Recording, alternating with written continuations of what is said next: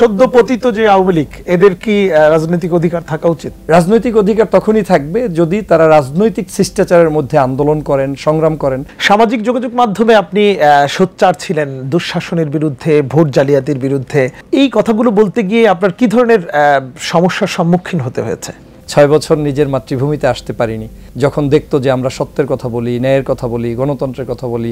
সিঙ্গাপুরে 20 আওয়ার্স এই সরকারের নোটিশের কারণে আমাকে বন্দী করে রাখা হয়েছিল, ঢুকতে দেওয়া হয়নি। এই যে আমরা আন্দোলনের সময় ঢাকা ইউনিভার্সিটিতে কোনো লাশ পড়তে দেখি নাই, লাশ পড়ে নাই তার মানে ঢাকা ইউনিভার্সিটির অবদান নাই সেটা কিন্তু না।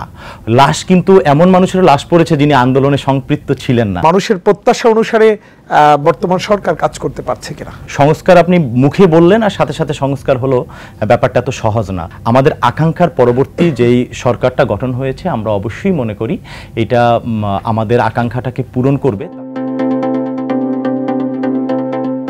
প্রিয় দর্শক, স্বাগত জানাচ্ছি আজকের দেশের কথা অনুষ্ঠানে। আমাদের সঙ্গে রয়েছেন একজন প্রবাসী, একজন পলিটিশিয়ান, গত 15 বছর স্বৈর শাসনের বিরুদ্ধে যিনি সোচ্চার কণ্ঠস্বর ছিলেন এবং বিভিন্ন প্ল্যাটফর্মে কথা বলেছেন এবং এই কথা বলতে গিয়ে নানাভাবে তিনি নাজেহাল হয়েছেন স্বৈর শাসনের কারণে। শুধু দেশে নয়, দেশের বাইরেও বিভিন্ন জায়গায় বাংলাদেশের তৎকালীন সরকারের যেই তাদের বিরুদ্ধে প্রচারণা এবং তাদের বিরুদ্ধে যে অভিযোগ ছিল সেই অভিযোগের প্রেক্ষিতে তাদেরকে নানাভাবে নাজেহাল হতে হয়েছে। আমাদের সঙ্গে রয়েছেন ডক্টর ফয়জুল হক। এছাড়া আরেকজন আমাদের সঙ্গে রয়েছেন যিনি বেসরকারি বিশ্ববিদ্যালয় ঢাকা ইন্টারন্যাশনাল ইউনিভার্সিটির স্বনামধন্য শিক্ষক ডক্টর শামীম হামিদি। আপনাদের দুজনকে স্বাগত জানাচ্ছি। ধন্যবাদ।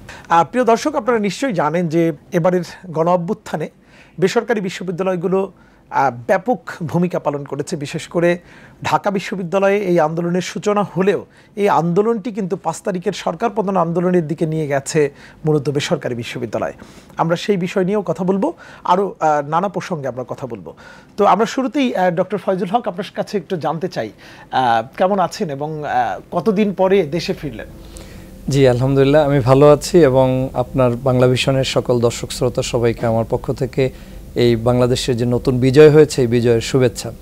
আমি বাংলাদেশে আগমন করতে পেরেছি দীর্ঘ প্রায় 6 বছরের অধিক সময় পরে এবং আপনি যেটা উল্লেখ করেছিলেন যে দীর্ঘদিন পর্যন্ত গত যে সরকারটি ছিল স্বৈর শাসক এবং ফ্যাসিস্ট, এই শাসকদের জুলুম অত্যাচারের কারণেই দীর্ঘদিন পর্যন্ত মালয়েশিয়ায় প্রবাস জীবনযাপন করতে হয়েছে এবং আমার পরিবার সহ স্টিল আমরা সেখানেই বসবাস করছি। আপনাদের এই মিডিয়া এবং বাংলাদেশের সোচ্চার জনতার কারণেই হয়তো আমরা নতুন বিজয় পেয়েছি এবং বিজয়ের পরবর্তীতে বাংলাদেশে আগমন করার সুযোগ পেয়েছি, যেটা গত 5ই আগস্ট হয়েছে। 9 তারিখে বাংলাদেশে প্রবেশ করেছি।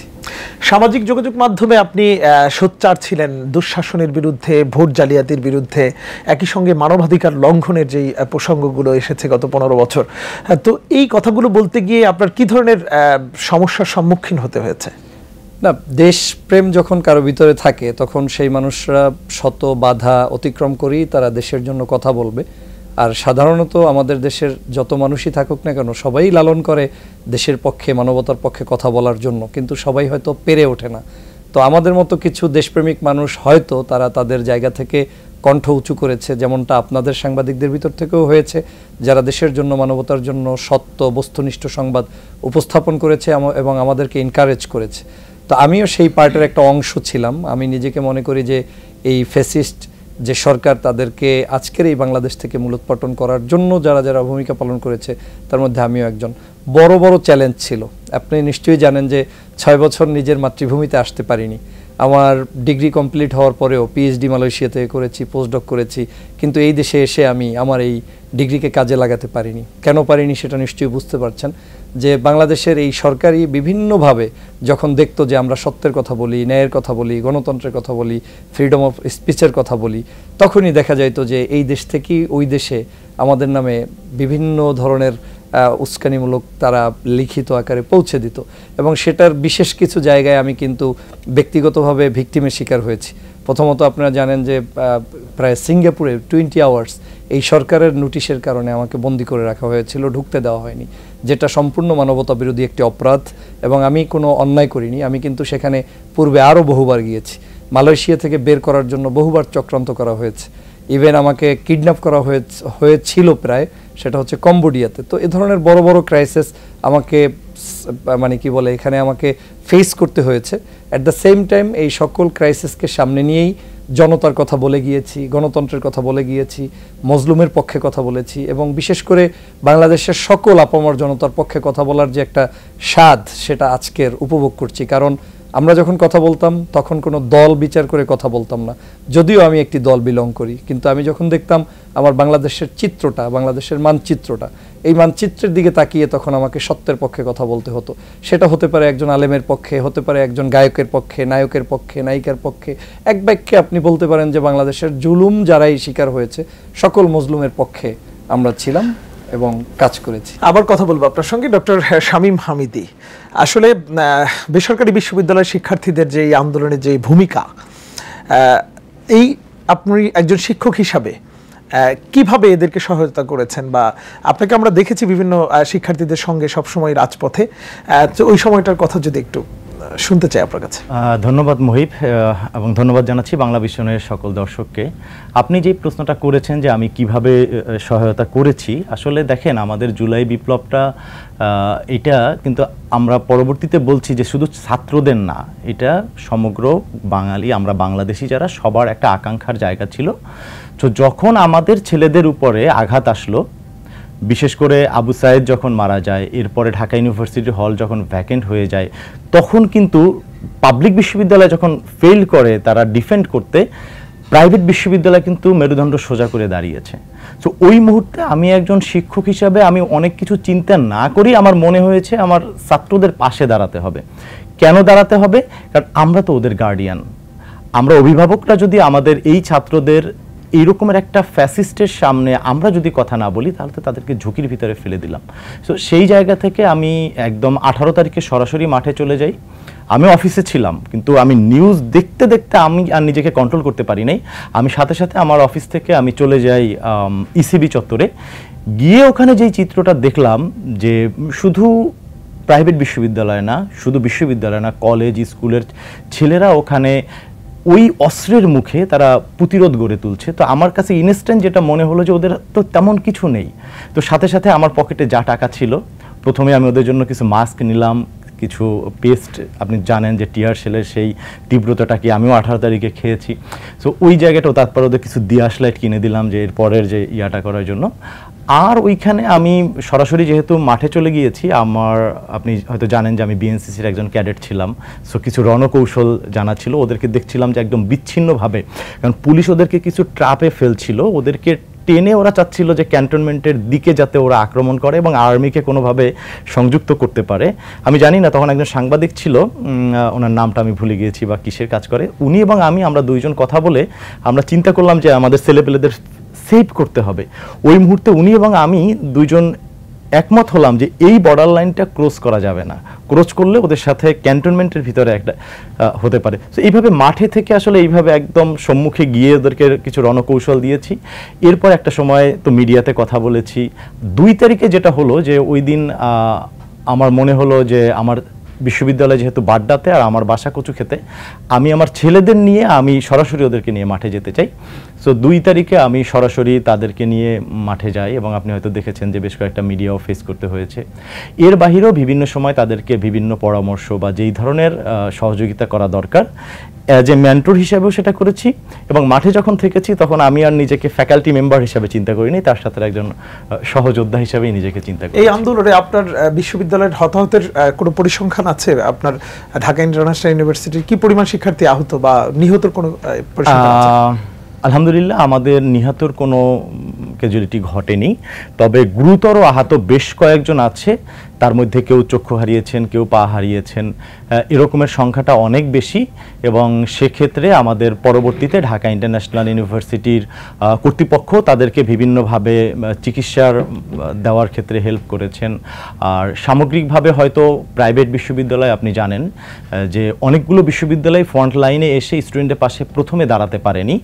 বিশেষ করে আমার একটা অ্যানালাইসিস হলো যারা কর্পোরেট বিশ্ববিদ্যালয়, ধরেন ব্রাক, ইউনাইটেড ইউনিভার্সিটি, যাদের আরও অনেকগুলো পার্ট আছে, তারা হয়তো স্টুডেন্টদের পাশে যেইভাবে দাঁড়াতে পেরেছে একদম প্রশাসনিকভাবে, যে ইউনিভার্সিটিগুলো একদম ব্যক্তি মালিকানা ছোট, তারা হয়তো শুরুর দিকে সামনে আসতে পারেনি, বাট পিছন থেকে কিন্তু সকল ইউনিভার্সিটি এই স্টুডেন্টদের পাশে, এই আন্দোলনের পাশে ছিল। হ্যাঁ, এক্সেপ্ট কিছু তো আছেই, কারণ আপনি তো জানেন যে দীর্ঘ 16 বছর একটা স্বৈরশাসন চলাতে আমাদের প্রাইভেট বলেন আর পাবলিক বলেন সব জায়গায় তাদের দোসররা আছে। সো ওরকম আমার বিশ্ববিদ্যালয়েও কিছু ছিল, বা অনেক বিশ্ববিদ্যালয়ই থাকে, কিছু প্রবলেমও ফেস করেছে। অনুরূপভাবে আমি যেমন আমার মতন আরও অনেকেই সামনে চলে এসেছে যে তোমাদের সাথে আছি, যারা তোমাদেরকে ভয় দেখাচ্ছে আমরা তোমাদের সাহস দিচ্ছি। ওই সাহসের জায়গায় বিশেষ করে আমার অভিজ্ঞতাটা বলতে পারি, আমি যখন ফেজ হলাম আমাকে অনেকেই, বিশেষ করে অনেক বিশ্ববিদ্যালয়ের ফ্যাকাল্টি মেম্বার্স আমাকে ফোন দেওয়া শুরু করলো, শামীম ভাই আপনাকে দেখে সাহস পেয়েছি, আজকের আর ঘরে থাকতে পারি নাই। সো এটা আমার কাছে মনে হয়েছে যে সবচেয়ে গুরুত্বপূর্ণ ছিল, আমি যখন ফোকাসে আসতে পেরেছি আরও 10জন ফ্যাকাল্টি মেম্বার, স্টুডেন্ট, ওরা এই যুদ্ধে অংশগ্রহণ করেছে এবং আপামর জনতাও ওটাতে, আমি হয়তো মনে হয় যে আমার সামনে আসাটা কিছুটা কাজ করেছে।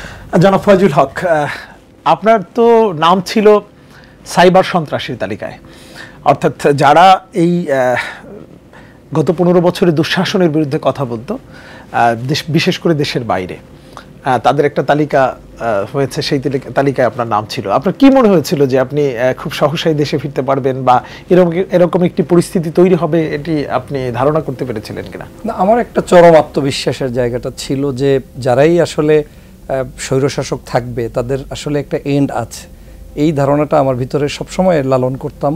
হয়তো আমার জন্য যতটা চ্যালেঞ্জিং ছিল, আমার পরিবার বা আশেপাশের মানুষগুলো ততটা এটাকে লোড নেওয়ার মতো তাদের ক্যাপাসিটি হয়তো ছিল না। তারা হয়তো বুঝাতো যে এটা হয়তো সঠিক কিংবা বেঠিক, কিন্তু আমি আমার জায়গা থেকে, আমার চেতনা নিয়ে আমি মনে করেছি যে দেশ তো সবার, এবং এই দেশকে মুক্ত করতে হলে কিছু মানুষকেই এগিয়ে আসতে হয়। আর আপনি নিশ্চয়ই জানেন, অ্যাজ এ জার্নালিজমের আপনি প্র্যাকটিস করছেন যে কোনো যুদ্ধে 18 কোটি মানুষ থাকলে 18 কোটিই নামবে না, কাউকে না কাউকে ফ্রন্ট লাইনে চলে আসতে হবে, তাকে দেখে কিন্তু সেই কাজটা করবে। যেমনটা আপনার বাংলা ভিশন হয়তো ভালোভাবে জাতির জন্য কিছু মেসেজ উপস্থাপন করেছেন, কেউ না কেউ উদ্বুদ্ধ হচ্ছে, এরকম সবাইকেই কোনো জায়গায় করতে হয়। তো আমার জায়গা থেকে আমি অনেক বড় চ্যালেঞ্জই নিয়েছি। আমি ধরে নিয়েছি যে ডু অর ডাই, হয়তো আমার কিছু থাকবে অথবা আদৌ কিছু থাকবে না, এবং আদৌ কিছু থাকবে না এই মেসেজটা বিশ্বাস করতো আমার বন্ধুদের অনেকে, কাছের মানুষরা, তারা সবসময় মনে করতো যে কিছুই হবে না, কিছুই হচ্ছে না। কিন্তু আমার ভিতরে কেন জানি একটা আত্মবিশ্বাস ছিল যে এই সরকার হয়তো আর থাকবে না, আর থাকলেও কতদিন, কত ঘন্টা, কত সময় থাকুক না, দেখি আরও 5 বছর আমাকে যুদ্ধ করতে হবে, করি। 16 বছর তো এদেশের মানুষ জুলুম, নির্যাতন, অত্যাচার স্বীকার করেছে, কত মানুষকে হত্যা করেছে, কত মানুষকে গুম করেছে, খুন করেছে, যেটা আমাদের ডক্টর শামীম সাহেব বললেন যে বিভিন্ন বিশ্ববিদ্যালয়গুলোতে যে রেজিম তৈরি হয়েছে, তাদের যে লোক জনবল দোসর তৈরি হয়েছে, সেই জায়গাটা তো একদিনে মুক্ত হবে না, কিন্তু মুক্ত আমাদেরকে করতেই হবে। আমরা কিন্তু পাকিস্তান, পাক হানাদার বাহিনী থেকে মুক্ত হয়েছি, কিন্তু 9 মাস কি আমরা টানা যুদ্ধ করি নাই? তো যুদ্ধের পরবর্তীতে কিন্তু আমরা বাংলাদেশকে স্বাধীন হিসাবে পেয়েছি। আজকের এই ফ্যাসিস্ট শেখ হাসিনার বিরুদ্ধে হয়তো দেশীয় শত্রুর বিরুদ্ধে আমাকে 16 বছর যুদ্ধ করতে হয়েছে, এবং এই 16 বছরের সর্বশেষ পরিণতিটা কিন্তু আমাদেরকে, এই যে আমাদের যারা আবু সাইদ ভাই সহ, মুগ্ধ সহ যারা আন্দোলন করলেন, বিশেষ করে 16 বছরে যে সকল রাজনীতিবিদরা রাজনৈতিক অঙ্গন থেকে তারা সাপোর্ট করলেন, সহ্য করলেন, সব শ্রেণীর মানুষ, আমি মনে করি সব পেশার মানুষ কিন্তু একটা ঝুঁকি নিয়ে কাজ করেছে। তো আমার জায়গা থেকে আমি সেই ঝুঁকিটাকে বরণ করে নিয়েছি, এবং আমি মনে করেছি যে যদি কিছু করতে পারি দেশের জন্য, হোক সেটা দেশে কিংবা বাহিরে বসে, সেটা হবে আমার দেশের মানুষের জন্য কল্যাণ। ফয়জুল হক, 90-এর গণঅভ্যুত্থানের পর পলিটিক্যাল পার্টিগুলো মানুষ মনে করেছিল কিছু একটা শিখবে, অর্থাৎ স্বৈরতান্ত্রিক শাসন ব্যবস্থার থেকে বেরিয়ে আসবে, কিন্তু সেটি কিন্তু শেখেনি বাংলাদেশের রাজনৈতিক দলগুলো। এরপরে এসে আবার 24-এর অভ্যুত্থান থেকে আসলে পলিটিক্যাল পার্টির কি শেখার আছে, কি লার্নিং এখানে আছে? একটু দেখেন, 90-এর এটা ছিল একটা গণ অভ্যুত্থান, আর আমি এটাকে 24টাকে মনে করি একটা বিপ্লব। এর মধ্যে কিছু পার্থক্য আছে, কারণ তখনকার সময় আপনি দেখেন সকল রাজনৈতিক দলের মুভমেন্টের উপর ভিত্তি করে সারা বাংলাদেশের একটা পরিবর্তন হয়েছে, গণ অভ্যুত্থান হয়েছে। আর আজকের যে মুভমেন্টটা হলো, এই মুভমেন্টটা হচ্ছে সকল জনসাধারণ, আপনি একজন গায়ক, নায়ক, গায়িকা, শিল্পী, কবি, সাহিত্যিক, কৃষক, শ্রমিক, শিক্ষক, সুধী, কাউকে বাদ দিতে পারবেন না। তো সবাই কিন্তু এই আন্দোলনটায় সম্পৃক্ত হয়েছে, এবং এটাকে একটা বিপ্লব মনে করেই সবাই নেমেছে। সে বিপ্লবটার পরিবর্তনটা 90-এর সাথে মিলালে কিন্তু আর হবে না।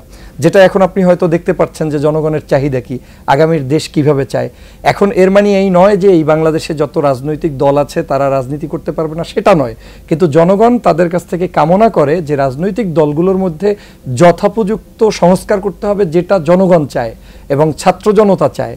যেমনটা আপনার একটা বড় পার্টি, বাংলাদেশ ন্যাশনাল পার্টি থাকতে পারে, অন্য জামাতে ইসলাম একটা পার্টি, বড় পার্টি, তারা এদেশে তাদের নেতৃত্ব বাছাই করবে। তো এখন ইয়াং জেনারেশন কি চায়? একজন শিক্ষিত, ভদ্র, সজ্জন, দুর্নীতিমুক্ত একজন দেশপ্রেমিক নাগরিককে চায়। সদ্য পতিত যে আওয়ামী লীগ, এদের কি রাজনৈতিক অধিকার থাকা উচিত? রাজনৈতিক অধিকার তখনই থাকবে যদি তারা রাজনৈতিক শিষ্টাচারের মধ্যে আন্দোলন করেন, সংগ্রাম করেন।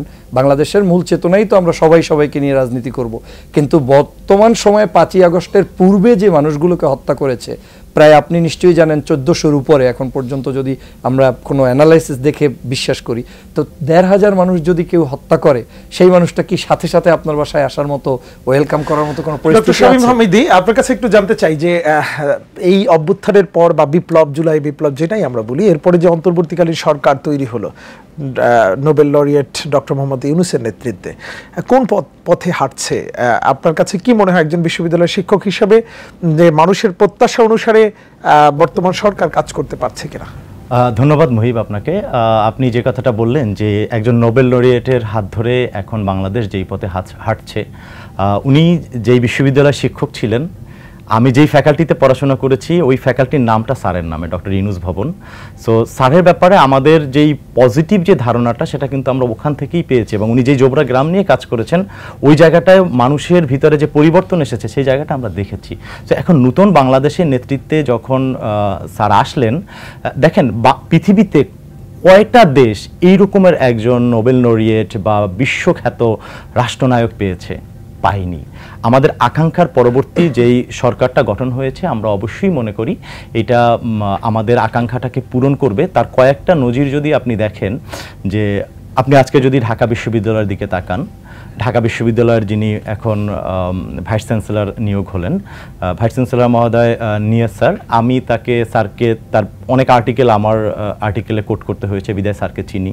বা আমার ঢাকা ইন্টারন্যাশনাল ইউনিভার্সিটি নতুন একটা ডেভেলপমেন্ট স্টাডিজ বিভাগ খুলছে, সেখানে আমাদের কারিকুলামটাও স্যার রিভিউ করেছেন। সেই হিসেবে স্যারকে জানি যে এই মানের একজন বিশ্ববিখ্যাত একাডেমিশিয়ান যখন ঢাকা ইউনিভার্সিটিতে ভিসি হিসাবে নিয়োগ হয়েছেন, এবং চট্টগ্রাম বিশ্ববিদ্যালয়ে আক্তার স্যার, হ্যাঁ, এই যে স্যারদেরকে যে নিয়োগ, আপনি দেখবেন যে চিটং ইউনিভার্সিটির নিয়োগের ক্ষেত্রে ভাইস চ্যান্সেলর হয়েছে, সেটা হচ্ছে যে নিঃসন্দেহে ভালো মানুষগুলোকে তুলে আনার চেষ্টা হচ্ছে, কিন্তু আমরা এই আন্দোলনে কিন্তু ঢাকা বিশ্ববিদ্যালয়ে কোনো লাশ পড়তে দেখিনি। কিন্তু এই সময়ে, এই নতুন ভিসির সময়ে আমরা তোফাজ্জলের লাশ পড়তে দেখলাম।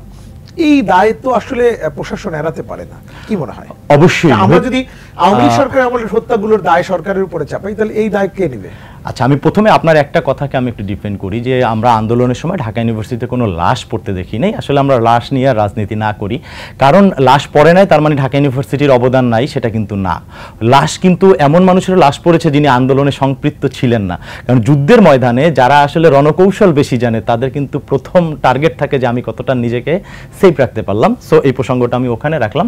পরবর্তীতে যে আপনি হত্যাটা নিয়ে বললেন, এইটা আসলে দেখেন বাংলাদেশের গত 16 বছরের মানুষের ভিতরে যে ফ্যাসিস্ট চিন্তা ভাবনা আমাদের রন্ধে রন্ধে, রগে রগে ঢুকে গিয়েছে, আমাদের যে সাইকোলজিক্যাল যে প্রবলেমটা ঘটেছে, তার একটা প্রতিফলন।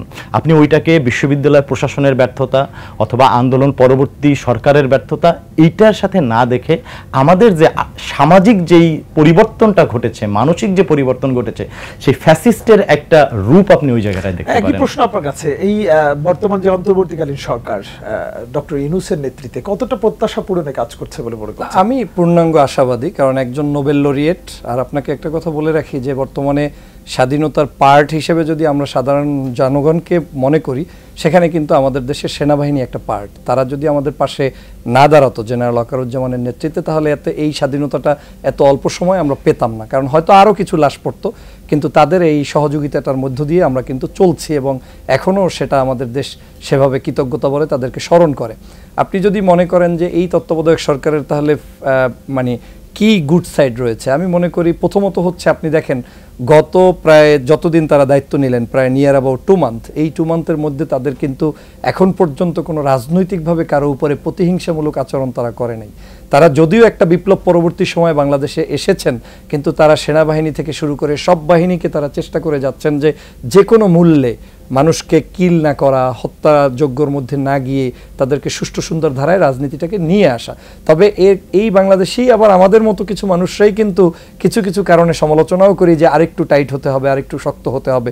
কিন্তু আপনি নিশ্চয়ই ভাবছেন যে বাংলাদেশে পুলিশ বাহিনীটাকে সম্পূর্ণ শেখ হাসিনা ধ্বংস করে দিয়ে গিয়েছে, প্রশাসনটাকে ধরে নিলাম ধ্বংস হয়ে গেছে পুলিশ বাহিনী, কিন্তু এটিকে পুনর্গঠনে কতদিন লাগবে? হ্যাঁ, চেষ্টা করছে। আপনার তত্ত্বাবধায়ক সরকারের পক্ষ থেকে কিন্তু ইতিমধ্যেই বলে দেওয়া হয়েছে যে সেনাবাহিনীকে যখন অতিরিক্ত দায়িত্ব দেওয়া হলো, ম্যাজিস্ট্রেসি পাওয়ার দেওয়া হলো, তখন কিন্তু আমাদের উপদেষ্টা নাহিদ সাহেব ইতিমধ্যেই মন্তব্য করেছেন যে এই 2 মাসের মধ্যেই, যেই 2 মাস তাদেরকে অতিরিক্ত দায়িত্ব দেওয়া হয়েছে, তার মধ্যেই আমরা রিকভারি করে ফেলবো।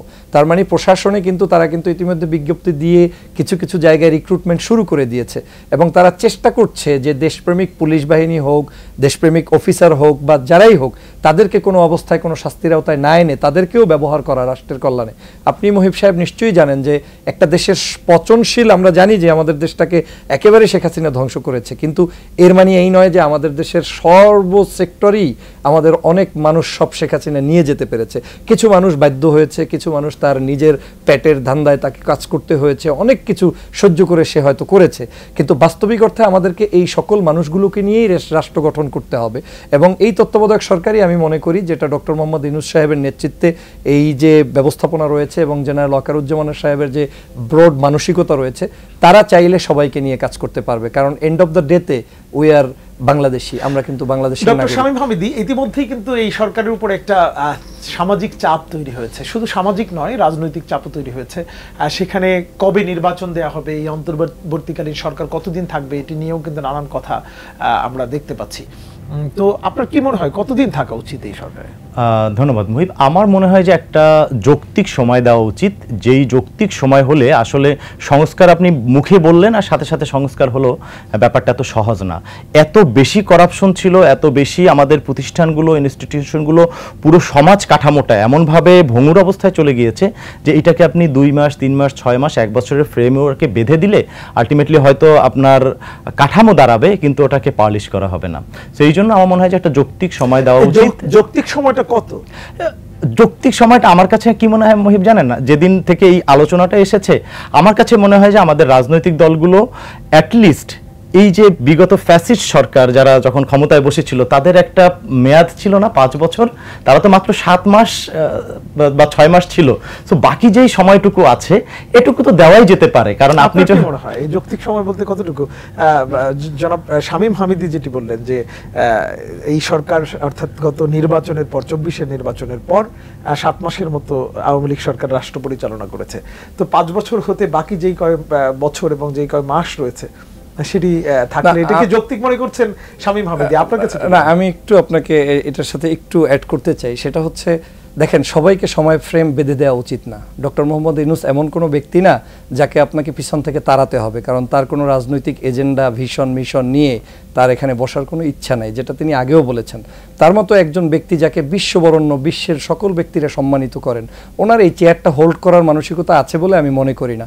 তবে উনি যতক্ষণ পর্যন্ত এখানে বসে একটা সুষ্ঠু ধারার রাজনীতি প্রবর্তন করতে চান, ততটুকু তাকে কোনো ডিস্টার্বিং ছাড়া দেওয়া উচিত। সেটা হতে পারে যৌক্তিক। দেখেন, আপনার গত 11 সরকার মিনিমাম 2 বছর ছিল, তো 2 বছরের আগে তো এমনিই কথা বলার কোনো যুক্তি আমি মনে করি নাই।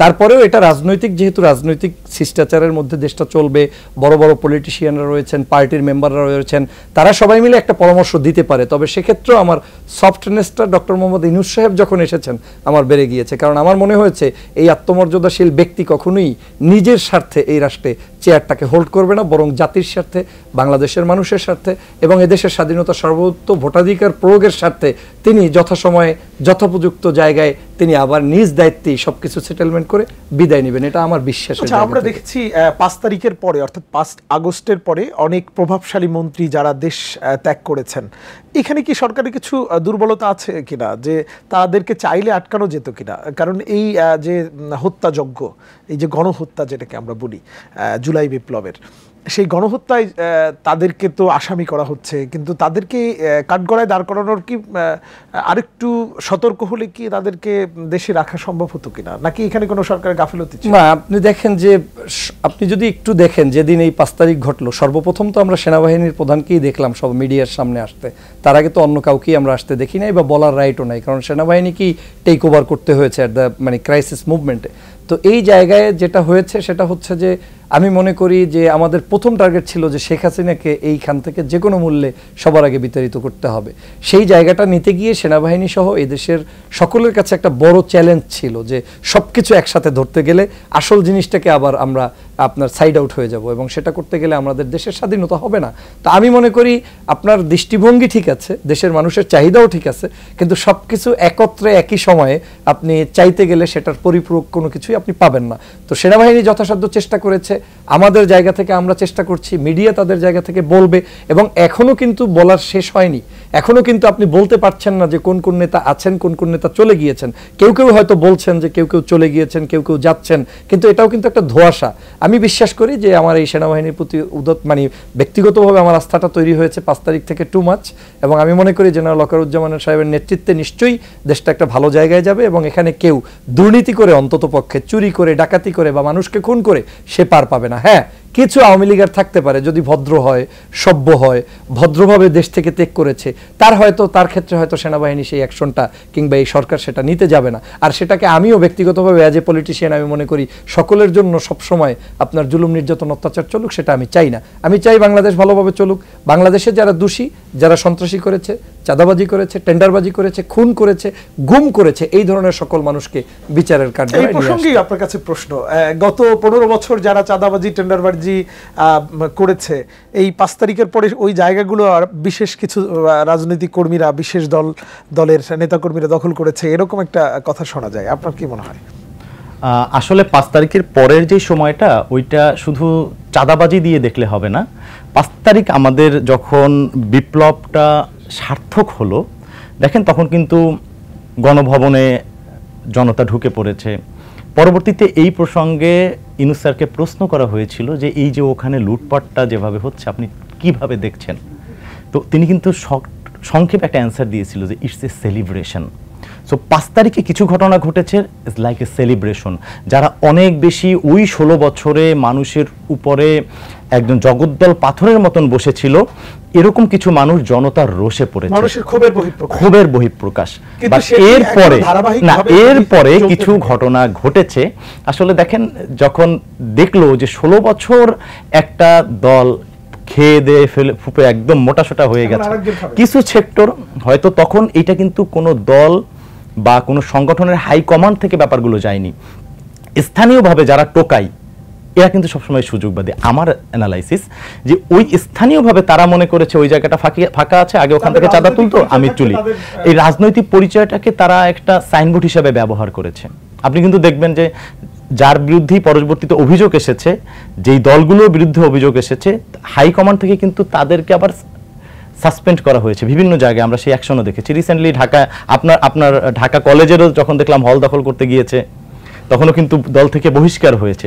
অনেক ধন্যবাদ। আপনার কাছে একটু মালয়েশিয়া প্রসঙ্গে, যেহেতু আপনি দীর্ঘদিন মালয়েশিয়ায় আছেন, সেটি সম্পর্কে একটু জানতে চাই। এর আগে মালয়েশিয়ায় যিনি সরকার পরিচালনা করেছেন, নতুন সরকার এখন পরিচালনা করছে, আসলে এই দুই সরকারের মধ্যে পার্থক্য কি, বিশেষ করে প্রবাসী বাংলাদেশিদের জন্য কতটা অনুকূল পরিবেশ রয়েছে সেখানে? না, মালয়েশিয়ান সরকাররা অত্যন্ত, যারা এখন কারেন্ট গভর্নমেন্টে আছে এবং পাস্ট যারা ছিল, সবাই সেই দেশকে ভালোবাসে এবং দেশের জন্য রাজনীতি করে। তাদেরটা বাংলাদেশের সাথে একটু মিলাতে গেলে আপনার দুষ্কর হয়ে দাঁড়াবে। তাদের ভিতরে দেশপ্রেম আছে, তাদের ভিতরে তাদের যে নাগরিকদের যে অধিকার সেটা নিশ্চিত করার জন্য তাদের কাজ আছে। আমি অবশ্যই বর্তমান আনোয়ার ইব্রাহিম সাহেবকে ধন্যবাদ জানাই যে সুন্দরভাবে তিনি রাষ্ট্র পরিচালনার জন্য চেষ্টা করে যাচ্ছেন। পাশাপাশি সেখানে কিন্তু একটা কিং প্রথা আছে এবং যে কোনো ক্রাইসিসে কিংকে সবাই মানে, এবং এটা কিন্তু মালয়েশিয়া থেকে শেখার অনেক কিছু আমাদের জন্য রয়েছে। তবে আপনি যেটা বিষয়টা জানতে চাচ্ছেন সেটা হচ্ছে যে বাংলাদেশিরা কি অবস্থায় আছে, এটা অত্যন্ত নাজুক। পৃথিবীর সকল দেশে এটা তাদের কারণে না, আমাদের কারণে আমরা খারাপ আছি। এখন যদি বলেন তাহলে কেন আমরা খারাপ আছি, কারণ আমরা ওই দেশের আইনটা সুন্দরভাবে এস্টাবলিশ করতে আমাদের এম্বাসিগুলোতে পারি নাই। আমাদের জনগণকে জনগণ মনে করি না। বিগত দিনগুলোতে, এটা আমি কোনো একটা সরকারকেই উল্লেখ করে বলবো না, বিভিন্ন সময় এই জাতীয় নির্যাতনের শিকার হয়েছে আমাদের এই রেমিটেন্স যোদ্ধারা। তারা বাংলাদেশে টাকা পাঠাচ্ছে, আপনি এখান থেকে বেতন নিচ্ছেন, দেশকে চালাচ্ছেন, কিন্তু তাকেই আপনি অসম্মানিত করছেন একটা লেটারের জন্য, একটা পাসপোর্টের জন্য, একটা বিশেষ কোনো ইস্যুতে তার যখন এম্বাসিতে যায়। আমি মনে করি এইটা দলমতের ঊর্ধ্বে উঠে রেমিটেন্স যোদ্ধাদের জন্য একটা ওয়েল স্পেস তৈরি করা দরকার, এবং মালয়েশিয়াতে স্পেশালি এটা দরকার। কারণ মালয়েশিয়াতে যতটুকু জানি আনডকুমেন্টেড প্রায়, মানে আপনি যদি হিসাব করান 15 লাখ পিপলের মতো, 15 লক্ষ পিপল যদি একটা দেশে থাকে, তো on kind of mini country. তো সেই মিনি কান্ট্রিতে হাজারো লাশ আজকের আপনার কি বলে ইসে পড়ে আছে, মর্গে পড়ে আছে, বিদেশে তারা হয়তো ডকুমেন্টেশন নাই, দেশে আনা হচ্ছে না। আবার ওই দেশে অনেক মানুষ দেখা যাচ্ছে একটা কোম্পানিতে চাকরি করেছে, তার যোগ্যতা হোক অথবা ব্যর্থতা হোক, যে কোনো কারণেই হোক, কোম্পানি থেকে সে কোনো কারণে একটু নির্যাতনের শিকার হচ্ছে বা তাকে একটু কম নজর দেওয়া হচ্ছে, সরকার চাইলে, আমাদের দেশের এম্বাসি চাইলে তাকে একটু মিট আপ করে দিতে পারে। এভাবে করে প্রত্যেকটি সেক্টর দেখেন, ভিসা রিনিউ করতে গেলে পাসপোর্টের প্রয়োজন হয়। এখন পাসপোর্ট যখন এম্বাসিতে আটকা থাকে, তখন সে ভিসাটা রিনিউ করতে যথাসময়ে পারে না। এই জায়গাগুলোতে সরকার চাইলে কিন্তু অনেক কিছু করতে পারে। বিশেষ করে এম্বাসির ভিতরে যে সার্ভিসটা দরকার, এটা ভেরি ইম্পর্টেন্ট। আপনি একই কান্ট্রিতে দুই ধরনের মানে পরিবেশ বিরাজ করবে দেখবেন। মালয়েশিয়াতে আপনি আপনার এম্বাসিতে গেলে আপনার কাছে ফিল হবে যে আপনি গুলিস্তানে আছেন কিংবা বাংলাদেশে আছেন, আর এট দ্য সেম টাইম আপনি আরেকটা কান্ট্রির কোনো একটা এম্বাসিতে যাবেন, দেখবেন যে মনে হবে আপনি একটা মালয়েশিয়ান কোনো একটা এম্বাসির কাজে বা মালয়েশিয়ান রাষ্ট্রে অবস্থান করছেন। কেন এই দ্বৈত নীতি? আমরা কেন কিউআর সিস্টেমে মানে আমরা সেবা দিতে পারি না? আমরা কেন মানুষকে যথাসময়ে যথাযথভাবে মূল্যায়ন করতে পারি না? আমরা কেন আসলে তাদেরকে সুন্দরভাবে ওয়েলকামিং করতে পারি না? আমরা কেমন জানি তাদেরকে একটু দূরে ঠেলে ঠেলে দেওয়ার মানসিকতা এই এম্বাসিগুলোতে, এবং দীর্ঘ 15 বছর পর্যন্ত দেখেছি। এখন আপনি বলতে পারেন যে আপনারা কি করছেন? না, মালয়েশিয়ান এম্বাসি থেকে পৃথিবীর সকল এম্বাসিতে কিছু সিলেক্টিভ পিপলকে সবসময় সার্ভিসটা দিয়ে তাদের মুখ বন্ধ রাখা হয়, কিন্তু আমার আমজনতা যারা যারা এদেশের রেমিটেন্স যোদ্ধা, তাদেরকে আপনার চেয়ারটা দিতে হবে, তাদের জন্য লাল গালিচা দিতে হবে, তাদের জন্য এয়ারপোর্টটা আপনার উন্মুক্ত করতে হবে, এখানে তাদেরকে স্যালুট দিতে হবে। এই প্রথাটা যদি চালু করতে পারেন, আমি মনে করি বাংলাদেশের এখন যে ইকোনমিক্যালি গ্রোথ চলছে, এই গ্রোথটা আরও 5 গুণ 10 গুণ 20 গুণ হওয়া সম্ভব। কারণ হচ্ছে আমার রেমিটেন্স যোদ্ধারাই কিন্তু আজকের ফাইটের অংশ। একটা শেষ করছি 30 সেকেন্ডে, সেটা হচ্ছে গত যে জুলাই বিপ্লব আপনি যেটা বলছেন যে আগস্টের 5 তারিখে বাংলাদেশ বিপ্লব হলো, এই বিপ্লবে রেমিটেন্স যোদ্ধারা শপথ করেছিল কেউ টাকা পাঠাবে না, কারণ ফ্যাসিস্ট শেখ হাসিনাকে টাকা দিয়ে আর কেউ উর্বর করতে চায় নাই। তারা যখন এটা সিদ্ধান্ত নিল, কোনো টাকা এই দেশে কিন্তু ওই অর্থে 15-20 দিন যতদিন আন্দোলন চলেছে আসে নাই। কিন্তু তারপরেই দেখেন 5 তারিখের পরেই হুর করে সবাই মিলে টাকা পাঠানো শুরু করলো। তার মানে তারা দেশকে ভালোবাসে, দেশের ক্রাইসিসে তারা স্বাধীনভাবে কাজ করতে চায়। আমার মনে হয় এই মানুষদেরকে স্যালুট করা দরকার, যারা যারা শহীদ হয়েছে তাদের সাথে এই পরিবারগুলোকেও সম্মানিত করা দরকার। অনেক ধন্যবাদ ডক্টর ফয়জুল হক। আসলে বাংলাদেশটা কিন্তু এখন পুরোপুরি ফরেন রেমিটেন্সের উপরেই দাঁড়িয়ে আছে, এবং আমাদের প্রত্যেকটি দেশে বাংলাদেশি যেই দূতাবাসগুলো রয়েছে, সেখানে আমাদের যারা বাংলাদেশি প্রবাসী তাদের যাতে অনুকূলে কাজ করে সেটি নিঃসন্দেহে আমাদের প্রত্যাশা থাকবে। ডক্টর শামীম হামিদি, আপনাকে অনেক ধন্যবাদ জানাচ্ছি, এবং আপনাকে আবারও ধন্যবাদ আমাদের বাংলা ভিশনের দেশের কথা অনুষ্ঠানে যোগ দেওয়ার জন্য। প্রিয় দর্শক, এতক্ষণ কথা বলছিলাম একজন দীর্ঘদিন ধরে নির্বাসিত একজন রাজনীতিবিদ এবং একজন শিক্ষাবিদ জনাব ডক্টর ফয়জুল হকের সঙ্গে, আর আরেকজন ছিলেন আমাদের সঙ্গে ঢাকা ইন্টারন্যাশনাল ইউনিভার্সিটির একজন শিক্ষক ডক্টর শামীম হামিদের সঙ্গে। এতক্ষণ আমাদের সঙ্গে থাকার জন্য আপনাদের সবাইকে ধন্যবাদ। আবারও দেখা হবে নতুন কোনো প্রোগ্রামে।